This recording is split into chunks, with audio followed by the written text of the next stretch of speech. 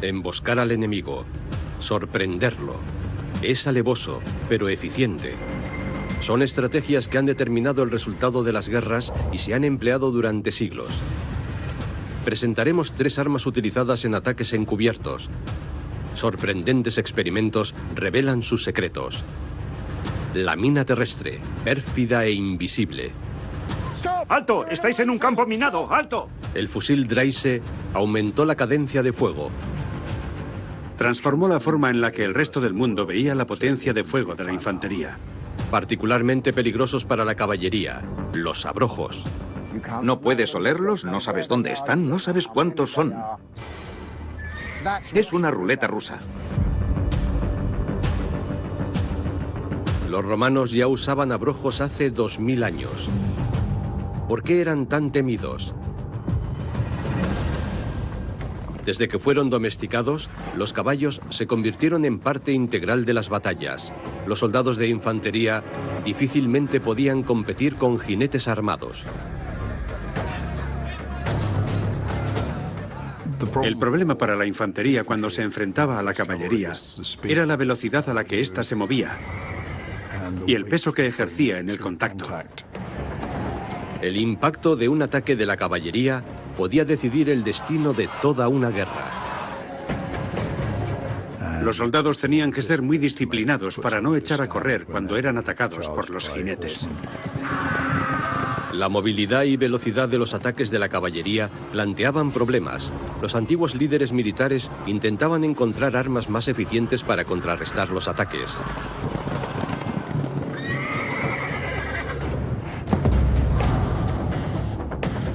Una herramienta conocida como abrojo demostró ser una solución ingeniosa.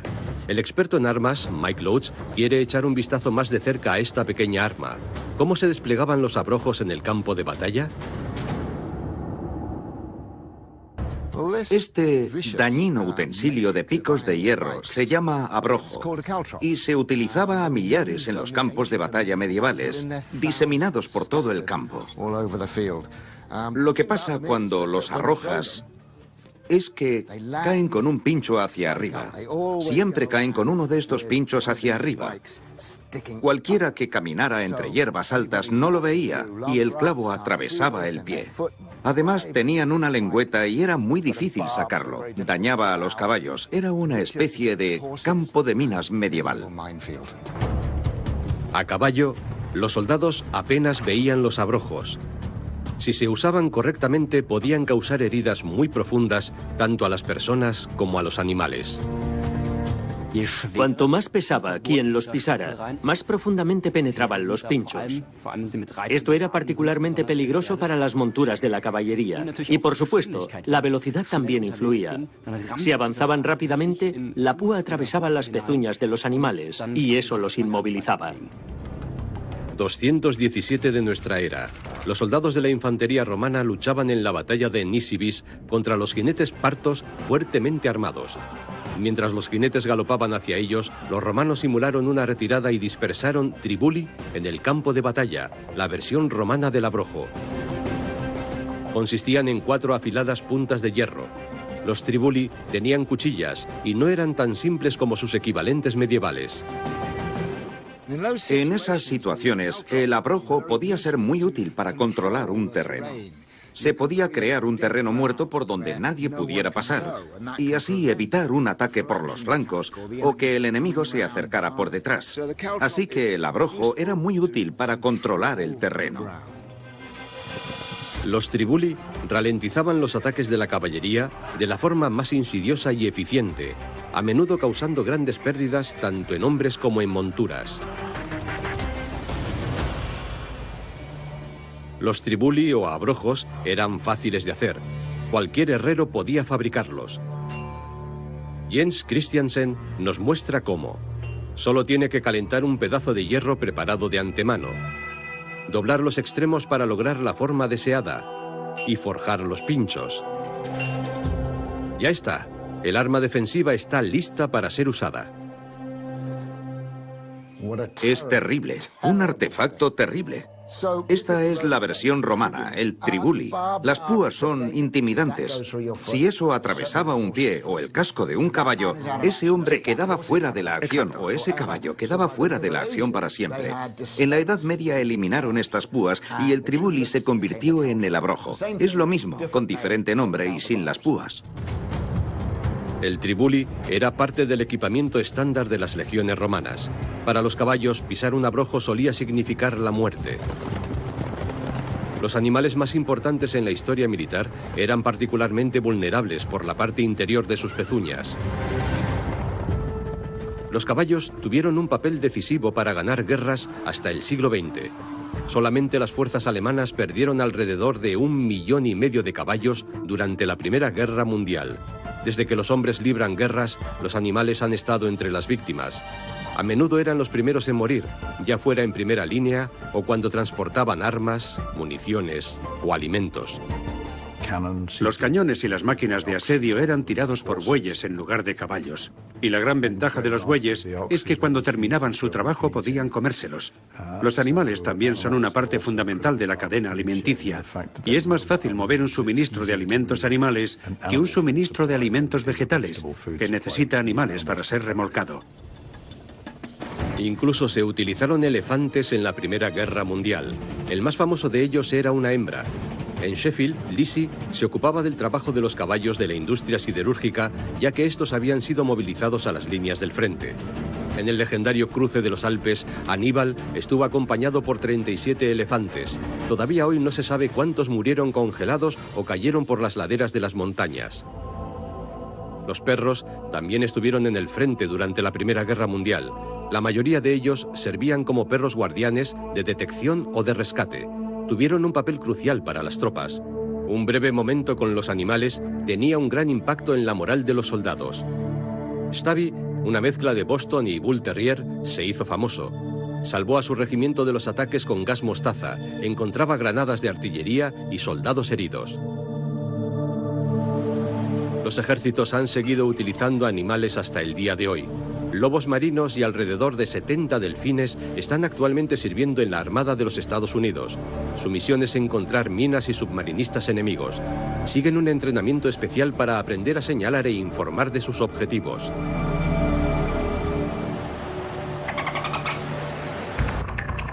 Su gran valor militar suele convertir a los animales en objetivo para el enemigo. Para los caballos, pisar un abrojo significaba a menudo recibir el golpe de gracia. En la batalla, los soldados no tenían tiempo para ocuparse de un animal herido. Mike Loach quiere averiguar si los abrojos son tan fáciles de desplegar. Lo que quiero averiguar es si un campo de abrojos era como una ruleta rusa. ¿Cuál era la probabilidad de que un soldado de caballería los pisara? Tengo estas esponjas empapadas en pintura azul y las voy a esconder entre la hierba para que los caballos no puedan verlas. Las vamos a esconder bien. Mike Loach distribuye los abrojos ficticios siguiendo un esquema estudiado.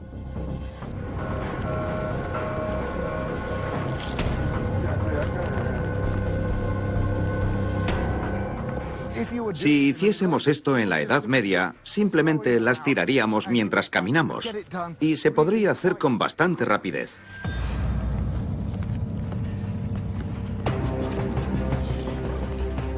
A velocidad máxima, 4 jinetes intentarán cruzar el campo sin resultar heridos.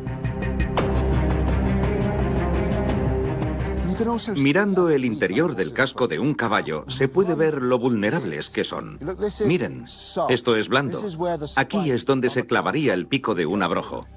Es un arma muy cruel.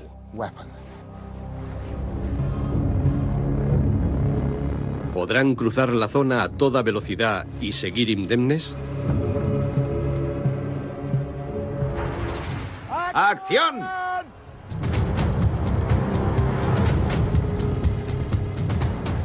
Los abrojos son invisibles para un caballo al galope y su jinete.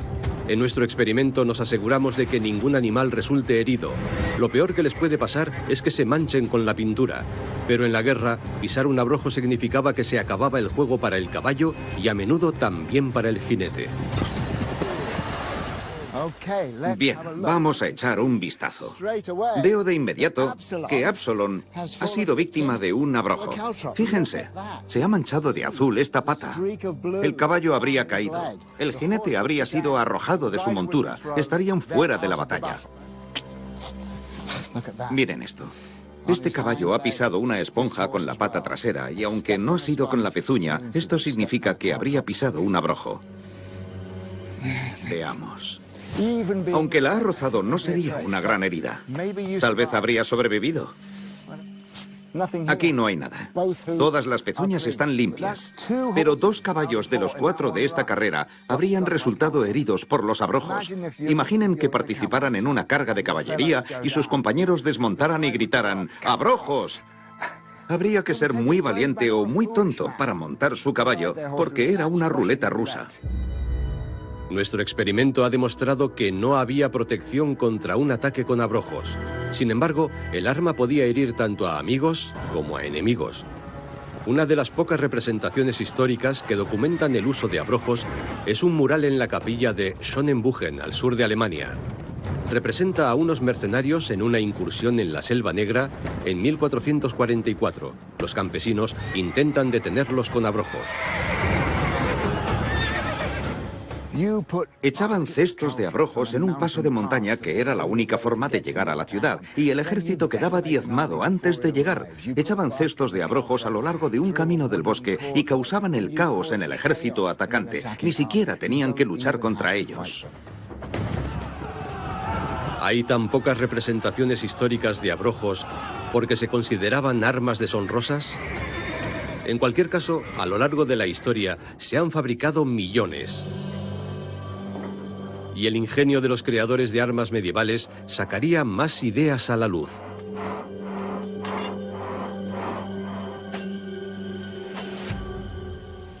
El abrojo era un asesino silencioso. Esperaba oculto a sus víctimas. Pero a veces se usaba de una forma más activa. De hecho, tenemos evidencias de abrojos dentro de vasijas de arcilla. Vasijas que se podían dejar caer desde lo alto de las murallas o castillos de la ciudad. Pero se podría pensar que una vez que la vasija se rompía y los abrojos estaban en el suelo, todos sabrían dónde estaban, sabrían dónde estaba el campo minado. Pero había algo más en la vasija. Cuando las vasijas se rompían, no solo los abrojos cubrían el campo de batalla. El resultado es una de las primeras armas químicas de la historia. El otro ingrediente en la vasija de abrojos era la cal viva. La cal se utiliza en materiales de construcción para mortero, cemento. Así es cuando está seca. Ahora es inerte, pero aunque ahora sea inerte, es una sustancia muy peligrosa en forma de polvo. Por eso, para esta demostración, vamos a usar harina, no cal de verdad. La cal está hecha de conchas de mar trituradas y piedra caliza que se calientan a muy alta temperatura. Y así se obtiene esta sustancia que reacciona con el agua. Reacciona con cualquier humedad. Sube rápidamente su temperatura y quema como el ácido. Las vasijas de barro llenas de abrojos demostraron ser un arma defensiva particularmente eficiente en los asedios.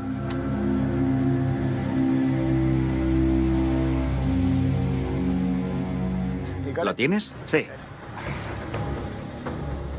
A veces los defensores medievales colocaban en una parte alta varios cientos de vasijas de barro. Ya puedes lanzarla.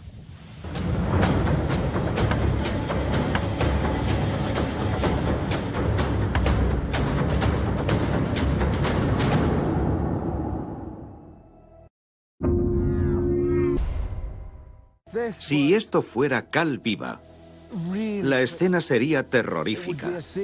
Este polvo se metería por la espalda de los guerreros, dentro de las armaduras, que no podían quitarse sin ayuda. Entraría en los ojos, sentirían mucho dolor y quedarían ciegos. En pocas palabras, la cal viva es muy cáustica para los humanos. Básicamente es un ácido y causa quemaduras químicas extremadamente graves.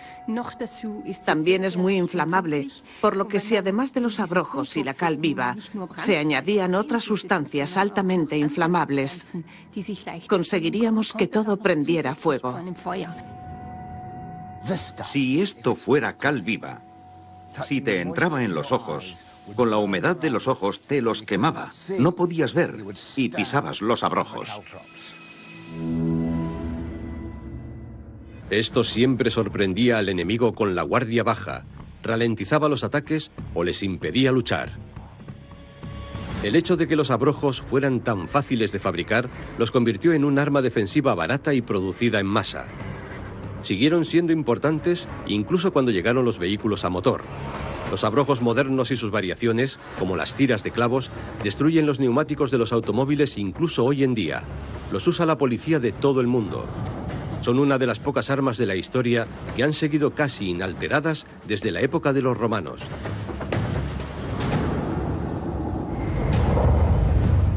Nuestra siguiente arma también se usaba para emboscar al enemigo.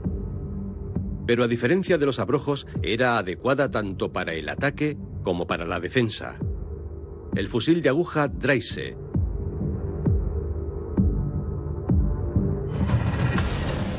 ...3 de julio de 1866, Königgrätz, Bohemia del Norte. 440.000 soldados de los dos estados más poderosos de la Confederación Alemana se enfrentaron en la batalla.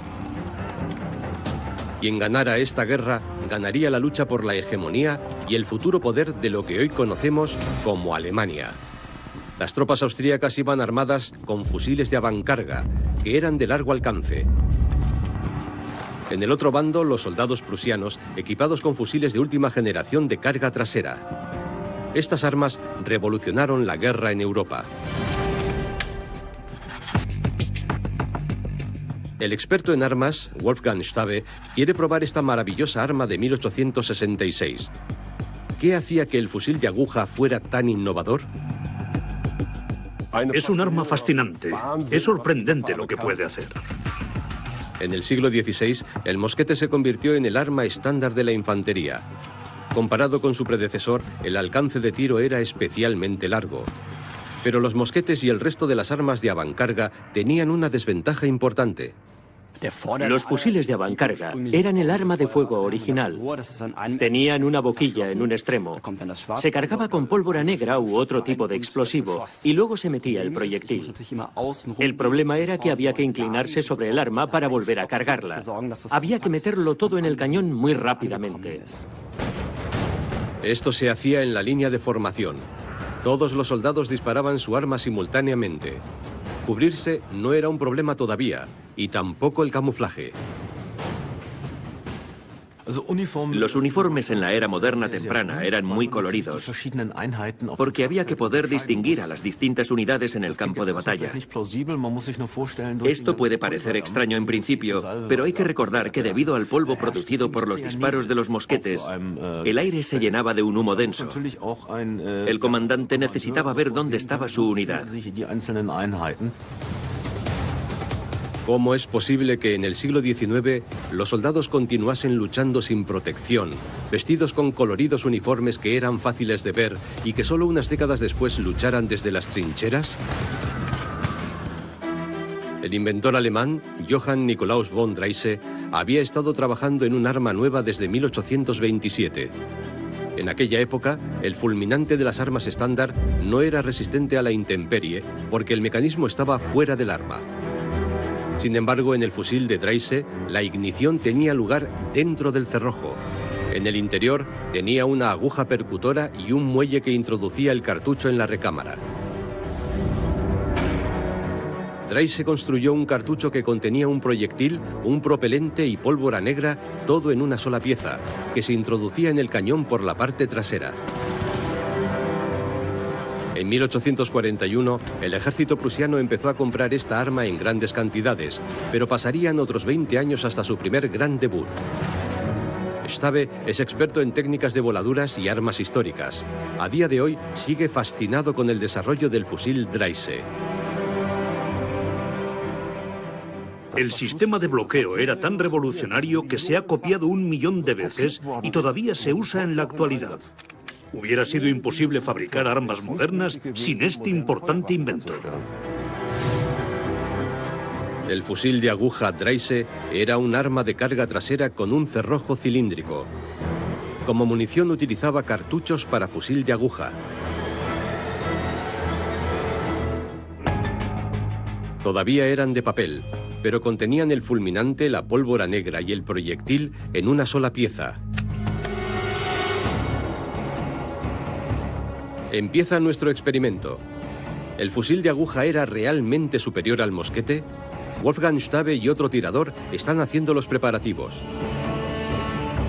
¿Cuál dispara más rápido? ¿El fusil Dreise, un arma de carga trasera, o el de avancarga, más fácil de manejar? Estamos a punto de descubrirlo. Tenemos un minuto. Unos botes de plástico llenos de líquido y unas chapas sirven como objetivos. La prueba pretende demostrar con qué se encontraron los austríacos en 1866, cuando se enfrentaron a los prusianos y sus nuevas armas. Fuego a discreción.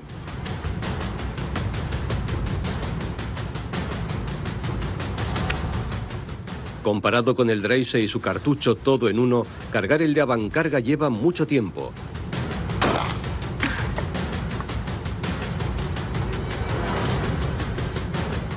Es evidente que el fusil de aguja tiene la ventaja en cuanto a rapidez.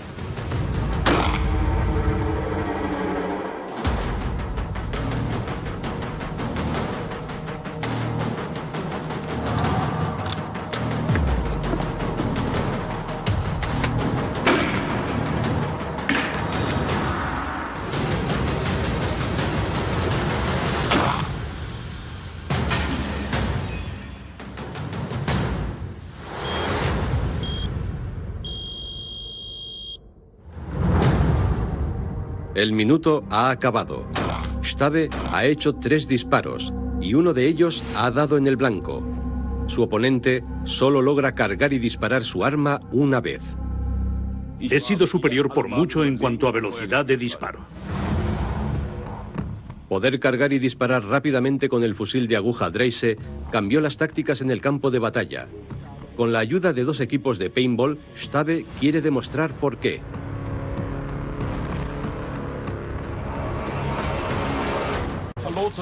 Hola a todos, gracias por estar aquí.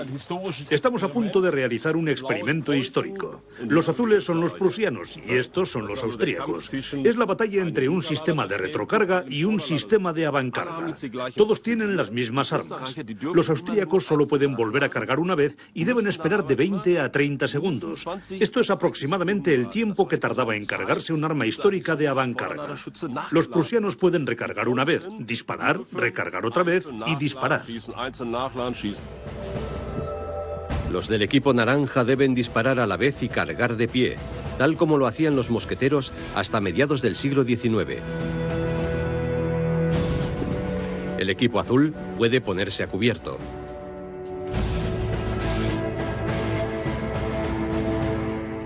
Muy bien, atención a todos. Prepárense. 3, 2, 1... Pueden disparar más rápido y cubrirse para volver a cargar. La ventaja del fusil de aguja debería ser muy obvia durante nuestra prueba.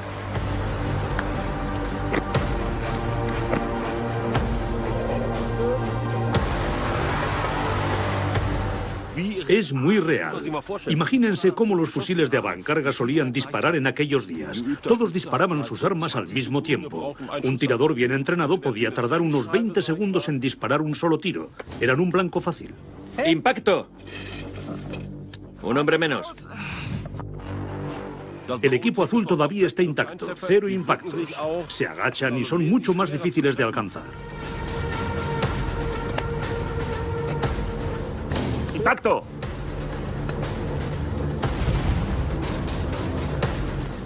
No parece que les esté yendo muy bien.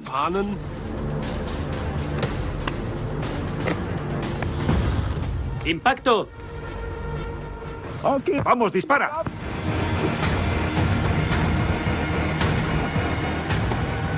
Gana el equipo azul. El equipo naranja no tiene la más mínima posibilidad ante un ataque a cubierto.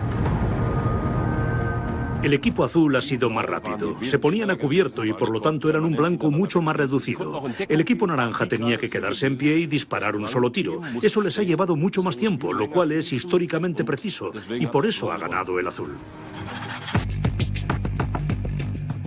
En el campo de batalla del siglo XIX, la técnica de carga trasera aún tenía algunos fallos, pero pronto resultó ser un invento pionero. Pero los generales tenían todavía sus reservas. Hay que pensar que los generales eran personas muy conservadoras. Nunca cambies un equipo ganador, nunca cambies un arma ganadora. Paradójicamente, también les preocupaba que la introducción de nuevos sistemas de armas como el fusil de aguja Dreyse supondría aumentar el consumo de municiones porque podía disparar rápidamente y que esto implicaría enormes costos. La batalla de Königgrätz en 1866 despejó cualquier duda. Una colina boscosa, conocida como Bosque de Suipp, era una posición clave para los prusianos. Los prusianos se atrincheraron en un bosque. Sus armas de carga trasera tenían ventaja sobre las de avancarga, mayor tasa de disparos, y podían usarse desde cualquier posición. El alcance más largo de los rifles de avancarga austríacos no sirvió para nada en Königgrätz. La batalla se cobró un número inusualmente alto de víctimas. Los prusianos disparaban a cubierto sus fusiles Dreyse.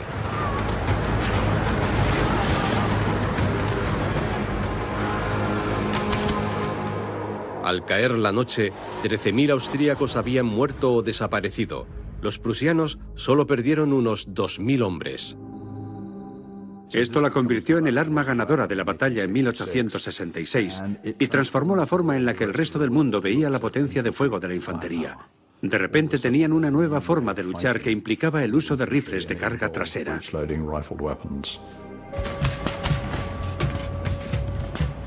Los cambios fundamentales de las tácticas en el campo de batalla casi siempre van unidos a la nueva tecnología de las armas. Normalmente correspondía a los generales dar el siguiente paso: ¿cómo utilizar mejor mis unidades? El siglo XVII sirvió como ejemplo de esto. La bayoneta reemplazó a la pica y llevó a la introducción de lo que se llamó formación en línea. Las unidades de infantería formaban en línea en 2 o 3 filas. Esas filas podían tener hasta 1000 metros de longitud. Al dar la orden, todas las armas se disparaban simultáneamente con impactos fatales, conocidos como fuego de voleo.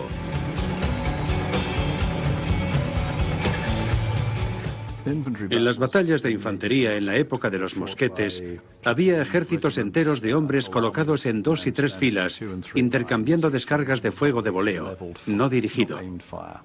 Los soldados no eran entrenados para apuntar al enemigo, sino para disparar tantas balas como fuera posible, con la esperanza de hacer más daño al enemigo.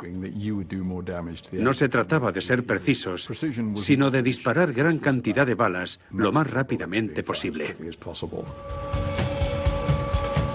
La velocidad de disparo del fusil de aguja Dreyse cambiaría esa táctica. Las batallas se hicieron más dinámicas. Los soldados se cubrían y disparaban contra las fuerzas enemigas de forma dirigida. Otro invento fomentó el cambio en las tácticas. El denso humo de la pólvora negra se cernía sobre los campos de batalla hasta bien entrado el siglo XIX. El químico francés Paul Vieille inventó una pólvora nueva en 1884, la pólvora B, que casi no producía humo. Los generales pudieron entonces hacer el seguimiento de la situación más fácilmente y coordinar los movimientos en el campo de batalla. El fusil de aguja Dreyse y la pólvora B llevaron las batallas de Europa de campo abierto a cubierto. Poco después, las armas automáticas provocaron un cambio adicional en las tácticas militares. Aparecieron los uniformes de camuflaje y las trincheras.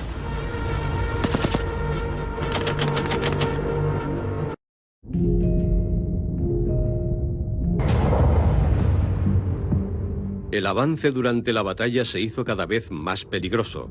Otra razón para esto es que ya se podía fabricar a escala industrial un arma antigua, la mina terrestre.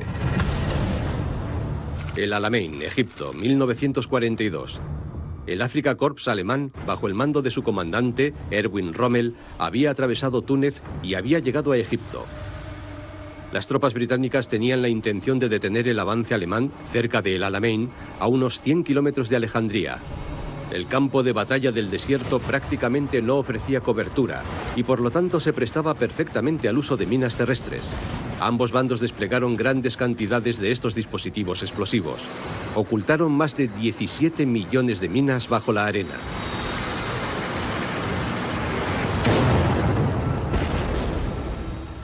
La moderna mina terrestre se inventó como parte de un sistema defensivo para evitar que el enemigo atacara. Era algo como el abrojo medieval, pero es un sistema antiataque. El cinturón de minas británico limitó gravemente el avance de los tanques de Rommel. Tampoco les llegaban suministros y apoyo aéreo. La batalla llegó a su fin en otoño de 1942. Los alemanes tuvieron que retirarse. 6 meses después, Hitler perdió la guerra en el norte de África para siempre. Hasta el día de hoy, el legado de esta campaña yace en las profundidades del desierto del norte de África. Los expertos calculan que alrededor de 1/5 parte de las minas terrestres enterradas en todo el mundo se encuentran en la zona desértica alrededor de la frontera entre Libia y Egipto. El objetivo de las minas terrestres es detener al enemigo usando una parte del territorio. Y eso funciona como una barrera, pero también puede servir como un canal. Creas campos de minas que obligan al enemigo a atravesar una zona en particular a la que puedes haber apuntado a toda tu artillería, donde puedes estar preparado con otras formas de defensa para enfrentarte a su ataque. Las minas terrestres se convirtieron en un medio eficaz para desacelerar el avance del enemigo durante la Segunda Guerra Mundial. El legado de esta táctica letal ha seguido provocando víctimas en las antiguas zonas de guerra hasta nuestros días. El experto en armas Stephen Bull quiere saber más acerca de esta arma que costó cientos de miles de vidas en el siglo XX. Esta es una mina antipersona de la Segunda Guerra Mundial. Una de las armas más despiadadas jamás inventadas. Esta es una Bouncing Betty. Es el tipo de arma que todos quieren prohibir ahora. La Bouncing Betty es una mina que salta. Al igual que en la mayoría de minas terrestres, su detonador actúa por presión. Después de un breve momento, el cuerpo de la mina salta por los aires y detona a una altura de aproximadamente 1 metro. Esto magnifica su efecto.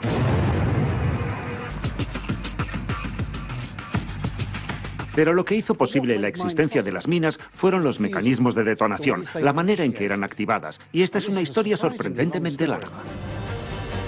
La historia se remonta al siglo XI en China.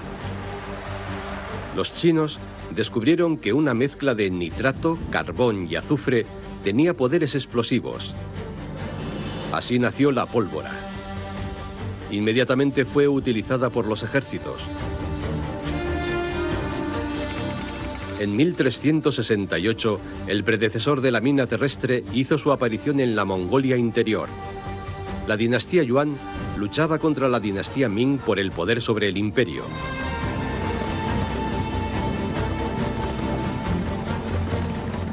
Los dispositivos explosivos consistían en contenedores huecos que pesaban 1,7 kg.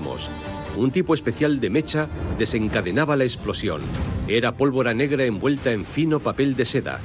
Era fácil de hacer, pero no muy fiable.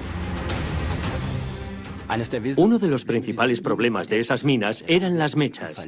No eran muy fiables. Se apagaban o a veces actuaban en el momento equivocado. La pólvora negra usada en las minas planteaba otro problema. Absorbía la humedad y si estaba húmeda, inutilizaba la mina.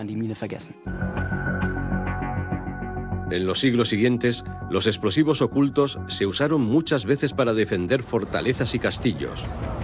Pero los atacantes también utilizaban las mismas armas, y de hecho dieron su nombre a las minas. La táctica de ataque de guerra de asedio, lenta pero devastadora, requería soldados que también fueran ingenieros. La idea era construir un túnel o una mina bajo los muros de la fortificación del enemigo, llenarlo con explosivos y hacerlos explotar. Los turcos hicieron esto de una manera particularmente efectiva durante el asedio de Viena en 1529. Viena estuvo varias veces cerca de ser conquistada gracias al trabajo de los zapadores otomanos. Sus explosivos causaron daños importantes a las murallas de la capital austríaca. Los defensores se vieron obligados a tomar contramedidas. Instalaron puestos de escucha para detectar las vibraciones creadas por la excavación de los túneles. Si encontraban un túnel turco, los defensores lo llenaban de agua o atacaban al enemigo bajo tierra con guerreros de combate cuerpo a cuerpo. Esta técnica de minería se usó también en la Primera Guerra Mundial. En 1917, los británicos bombardearon 19 túneles minados, bajo los emplazamientos alemanes en Flandes, Bélgica, con 600 toneladas de explosivos. Las detonaciones acabaron con la vida de unos 10.000 soldados alemanes. Después de eso, las tropas británicas pudieron iniciar los asaltos a las zonas de la línea del frente que habían sido alcanzadas. Sin embargo, el desarrollo de minas terrestres con encendido automático tardó bastante tiempo en llegar. Ya a mediados del siglo XVI, el armero Samuel Zimmermann de Augsburgo, Alemania, desarrolló un sistema mecánico para minas autodetonantes.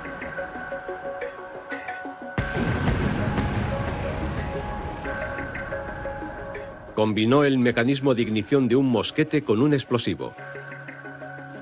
El arma parecía tener un enorme potencial, pero no era fiable y no se podía producir a gran escala.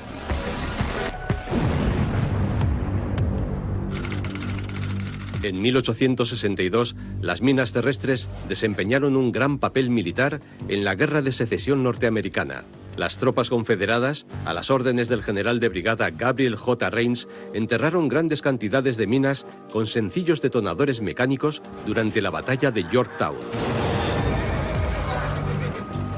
Era esencialmente un arma de defensa, un arma relativamente sencilla, y debido a que la Confederación luchaba a la defensiva, era mucho más efectiva para ellos que para la Unión, que en gran medida era un ejército ofensivo.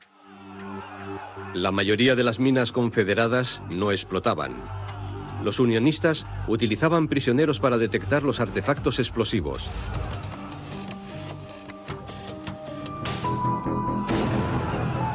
Las minas aún no eran armas capaces de ganar una batalla. La pólvora negra no era resistente a la intemperie y el mecanismo de detonación muy poco fiable. En 1867, el sueco Alfred Nobel contribuyó a que las minas terrestres fueran mucho más fiables. Después de innumerables contratiempos, finalmente desarrolló un explosivo mucho menos propenso a fallos que la pólvora negra y que además liberaba más energía. ¿El nombre de su invención? Dinamita.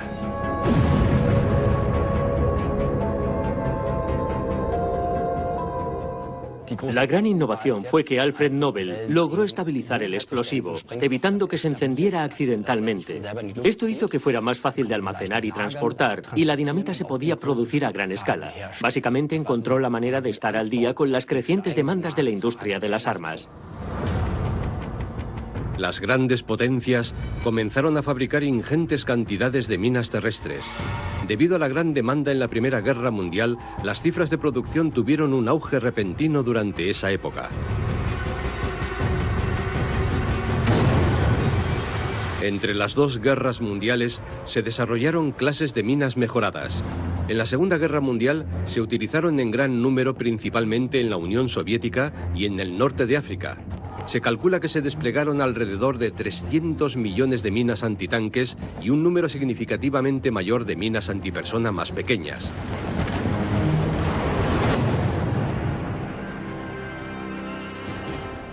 El experto en armas Stephen Bull quiere realizar una prueba en un campo de entrenamiento. ¿Qué táctica usaban las tropas? La mayoría de las minas terrestres detonaban por presión. Si se pisaba una espoleta o un detonador, la mina explotaba.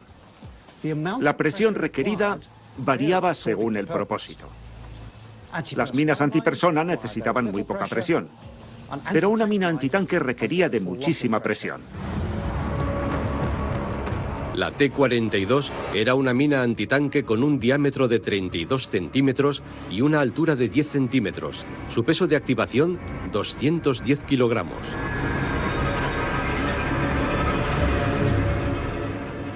La S-35 era una mina antipersona con un diámetro de solo 10 centímetros.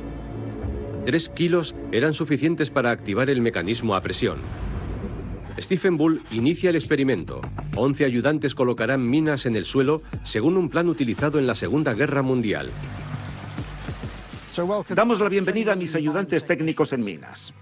Nuestro trabajo de hoy es hacer un campo de minas por todo este camino. 2 minas por persona y avanzada hacia la izquierda. Gracias. Bull está siguiendo el manual técnico 514/4 de las Fuerzas Armadas alemanas para la colocación de minas.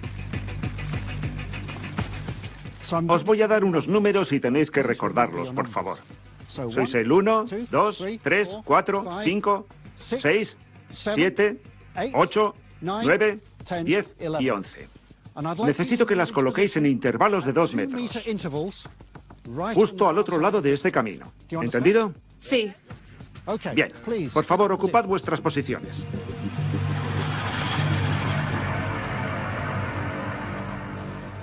Necesito que los números impares se muevan un paso hacia dentro del camino y se preparen para colocar sus minas. Los números pares, quedaos donde estáis, por favor. Ahora vamos a cavar un hoyo de unos 10 centímetros de profundidad, por lo que solo se verá la parte superior de la mina. De momento no quitéis el pasador todavía.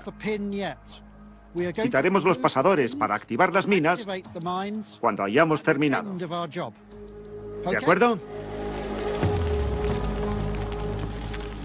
Nuestras minas falsas funcionan como las minas antipersona, pero el mecanismo de detonación no provocará una explosión, sino una nube de color.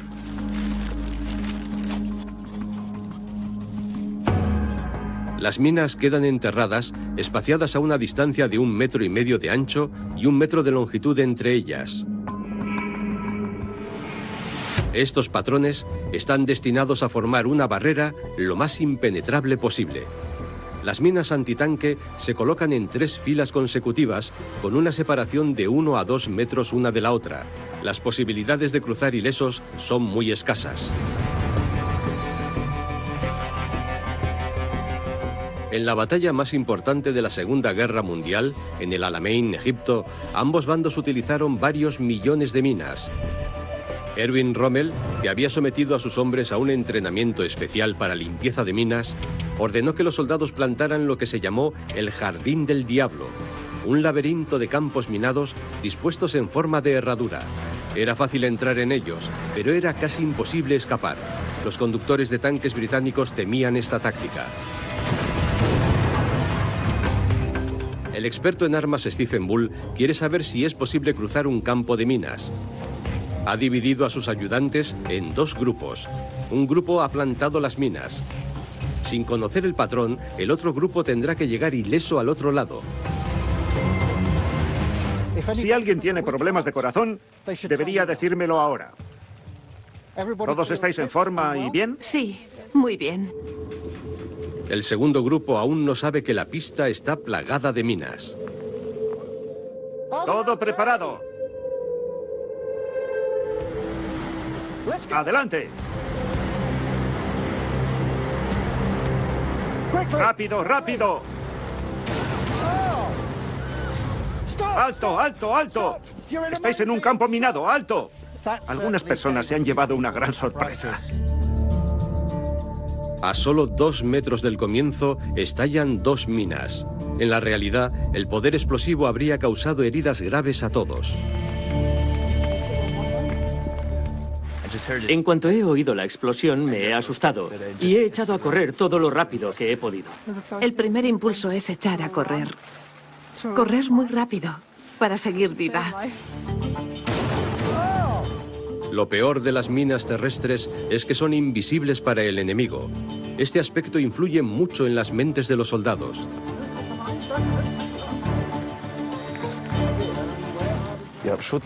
No puedes protegerte porque sabes que cada centímetro es potencialmente peligroso. Y en este caso, como yo era el último, he seguido ciegamente a los demás esperando tener suerte. Esto nos deja un mensaje importante, y es que las minas eran muy peligrosas en el campo de batalla, y su efecto era ralentizar a los ejércitos, causar pánico, provocar bajas ocasionales. Todo esto la hacía un arma efectiva y muy dañina. La plantación de minas es relativamente fácil y económica. Sin embargo, limpiar un campo de minas es mucho más difícil. A raíz de conflictos desiguales y guerras civiles, los peligrosos campos de minas suelen plantear problemas, porque no hay mapas que indiquen dónde han sido colocadas. Todavía hay minas terrestres en las Malvinas desde la guerra de 1982. En todo el sur de África quedan minas terrestres de los conflictos poscoloniales. También en Vietnam, las minas terrestres siguen matando gente. Hay varias técnicas para limpiar los campos de minas. Además de los métodos manuales, con detectores, los animales también pueden ayudar, como ratas especialmente entrenadas.